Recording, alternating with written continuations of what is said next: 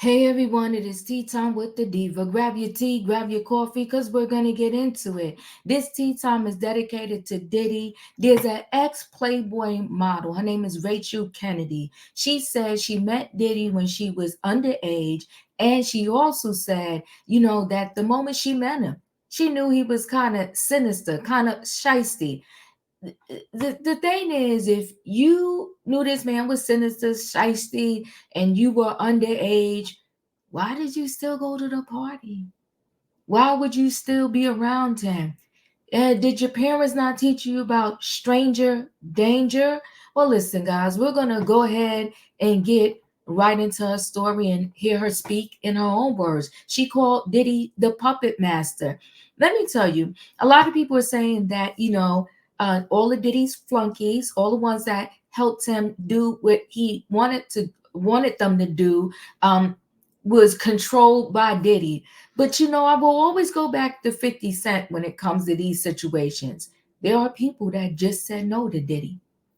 So if there are people that just said no, why couldn't the others? And I'm not talking about the ones that would slip the Mickey, so to speak. I'm talking about the ones that before they were given any substance, and kind of got an eerie feeling that something was off with this man.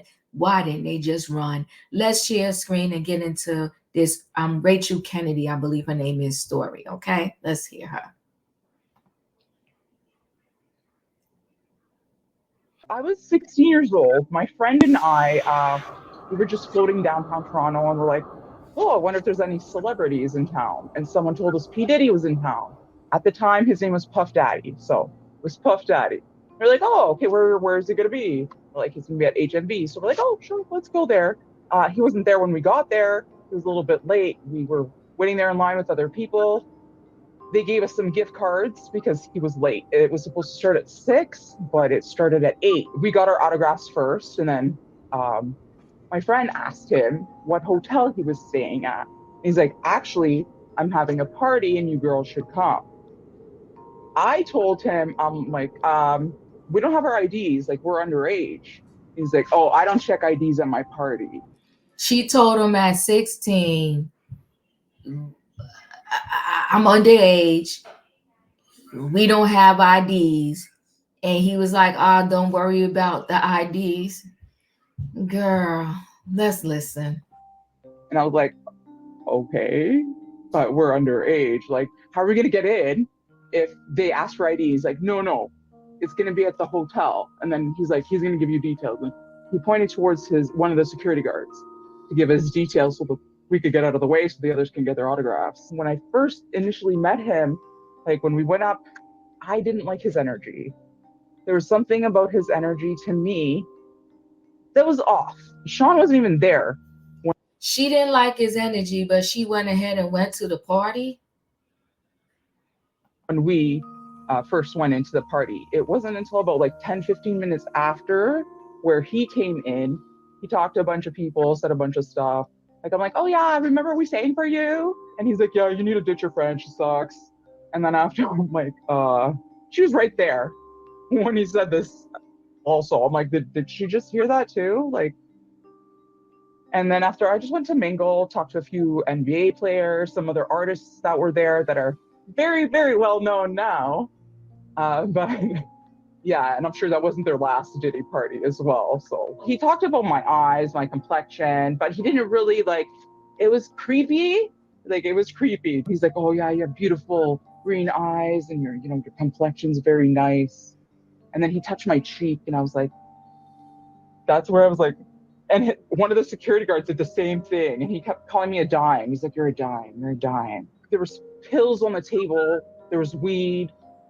Weed is not even a drug, so like to me that was nothing. The alcohol, but yeah, there was like pills and stuff on the table. Like I knew that there was Eve. Weed's not a drug. Back when she was 16, weed wasn't legalized. So she thought weed was nothing back then. She knew what weed looked like. All right, let's carry on. There, and there was a lot of snow, cocaine in little baggies in a corner. They like, yeah, how'd you just? They were like on these little, kind of like coasters, but not coasters. It's hard to describe. Yeah, so they were like in sections. Like there was different tables, and then there was the drink area. There was no bartender, and initially someone was talking about that there was going to be a bartender, but I didn't see a bartender. It wasn't just one hotel room. It was connected. There was like 3 or 4 other suites connected, and you could go through the doors, the connecting doors to the other suites, and all of them had a different vibe. People were offering me different things. It was disgusting. Like I was 16 years old, was trying to like bounce around and not be trapped in a corner by one guy trying to offer me this, and whoa, I'll make you a superstar. Very, very uncomfortable. Completely like a piece of meat. I didn't want to be there. The main party, yeah, there was a lot of sex going on. So I went into this room and the door was locked because most of them you could open and go into another room. So I'm looking for my friend, and as I'm looking for my friend, I had a security guard following me around everywhere. Everywhere I went, there was a security guard following me. He told us no phones. So if he saw us with our phones out, he would take them. They would be confiscated. So I'm assuming that the other party was where the more interesting things were going on. It was no secret. Why am I not allowed to go in the door? He stood in front of the door and he grabbed my shoulders. He's like, "You're not going anywhere." I'm like, "Yes, I am. You're letting me go, and I'm gonna go out so I can find my friend."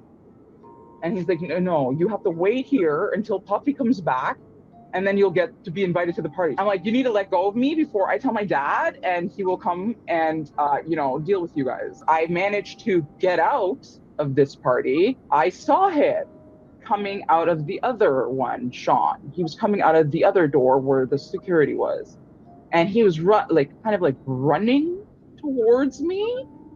And this look on his face really terrified me. He just looked at me. Like very angry. It was like a very angry, like, I don't know, it kind of like, I will eventually get you.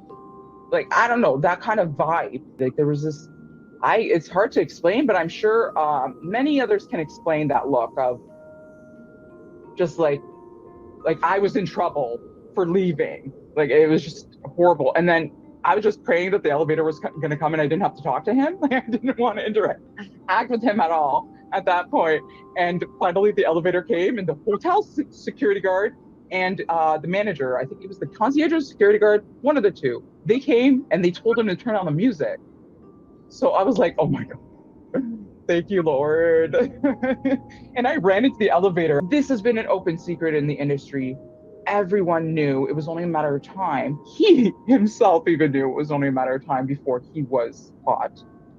So he did the most until the inevitable.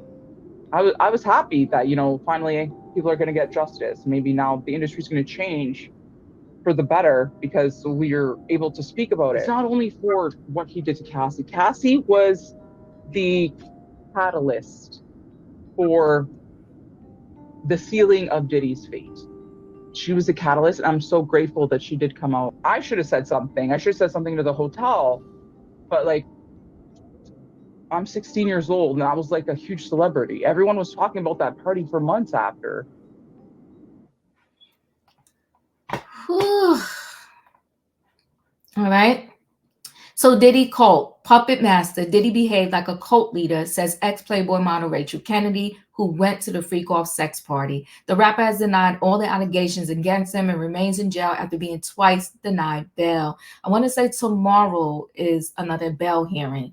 I'm not 100% sure, but I think it is. An ex-Playboy model labeled Diddy as a puppet master that allegedly behaved like a cult leader in a bombshell interview. Rachel Kennedy had a sexual encounter with Sean Diddy Combs before getting violently ejected from the room, she claims, as the disgraced music mogul watched on. That is her.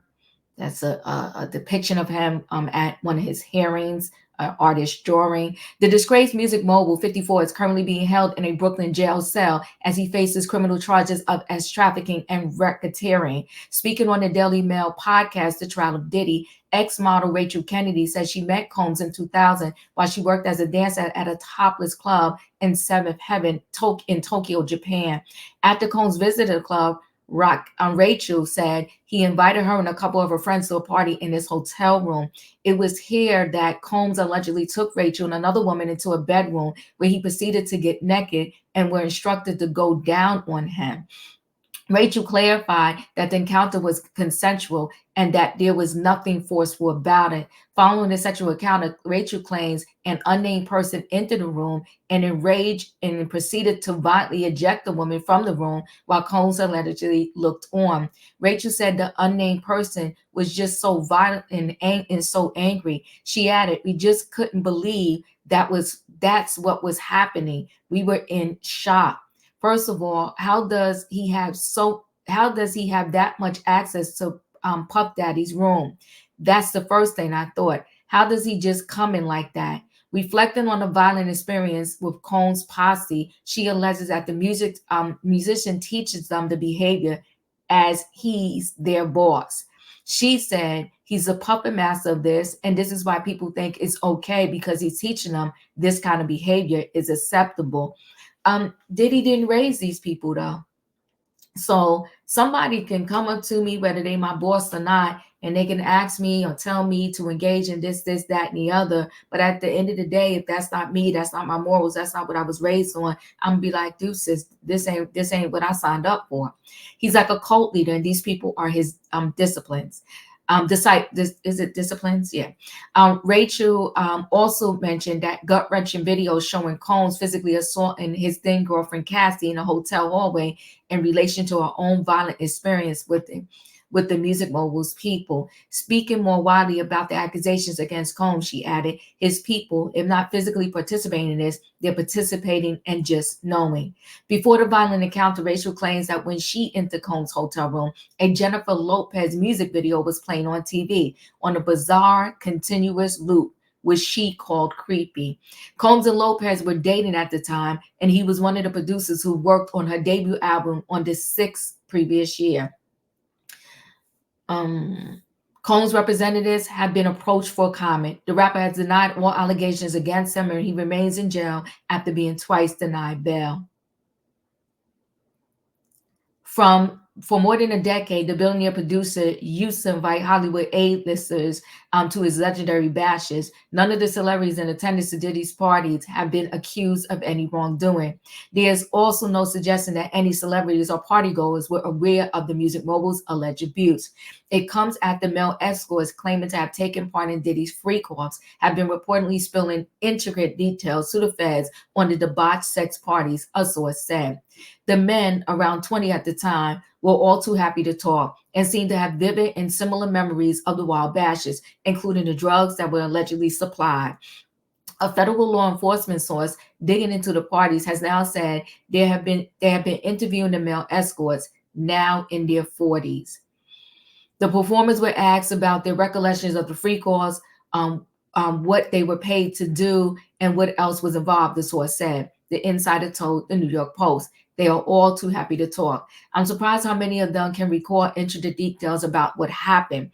The source claimed the men were allegedly encouraged to take the medication, including Viagra and Cialis, before the parties.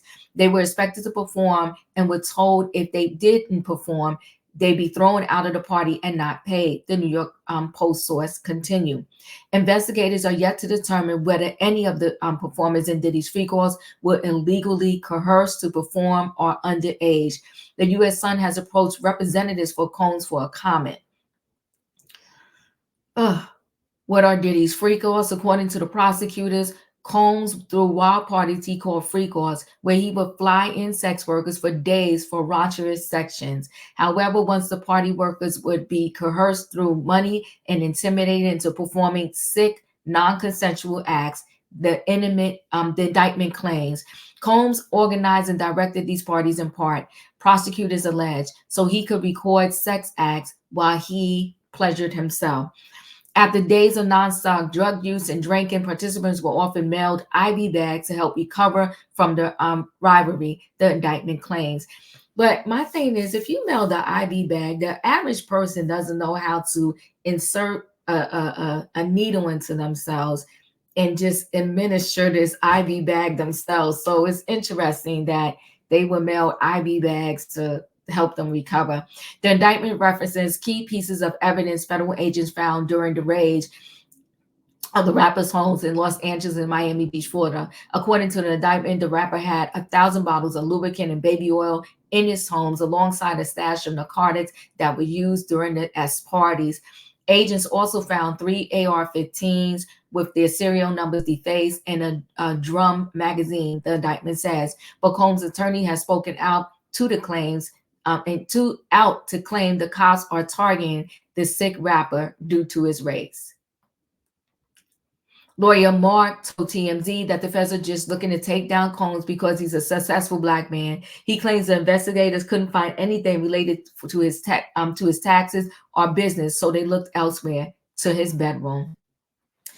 And listen, they go through the whole Diddy downfall, but I mean, if you've been following this case, you know that all the things that it's going through. I will say this: I continuously say, where there's smoke, there's fire. Rachel Kennedy, she had a story to tell, and she's telling her story. But I guess the difference with Rachel Kennedy, at least she is saying that nothing. Diddy didn't force her to do anything. What they did was consensual. Listen, guys, chat with me in the comments, and when I get opportunity, I will chat back. If you're not a subscriber, subscribe. Hit the notification bell so that every time I upload a video, you will be notified. If you are a subscriber, welcome back. Everybody, thanks for watching. Don't forget, hit the like button, and I'll see you on the next video.